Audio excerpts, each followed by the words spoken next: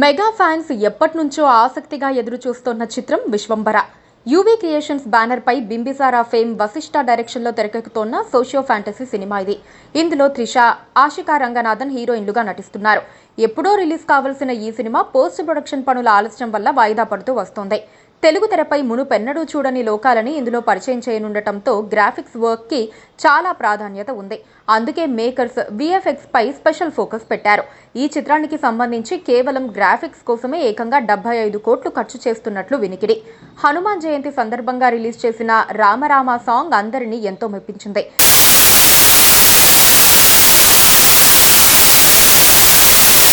తాజాగా story line చెప్పేయటంతో mega fans ఇది కదా మేం కోరుకుంటోంది అంటూ వశిష్ఠ కామెంట్స్ ని తెగ వైరల్ చేస్తున్నారు.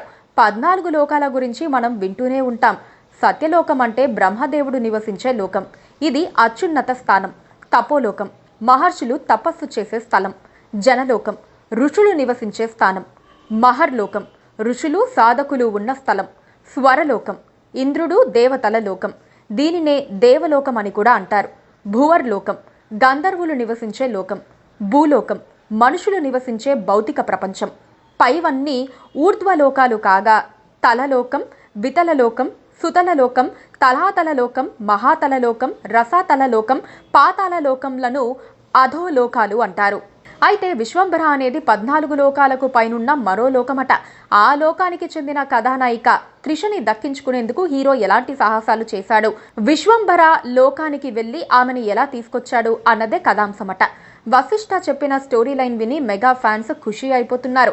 ఈ కథ జగదేక వీరుడు అతిలోక సుందరికి మించి ఉందని, చిరంజీవి ఖాతాలో మరో బ్లాక్ బస్టర్ పడటం ఖాయమని డిసైడ్ అయిపోతున్నారు.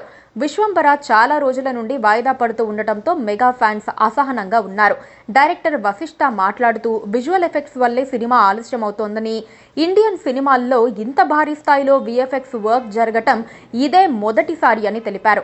ప్రపంచ స్థాయి కంపెనీలు ఇందుకోసం పనిచేస్తున్నాయని, ప్రేక్షకులకు అద్భుతమైన అనుభూతిని అందించేందుకు తామంతా ఎంతో కష్టపడుతున్నామని చెప్పారు. Please subscribe to KTV Telugu. KTV Telugu. KTV Telugu channel.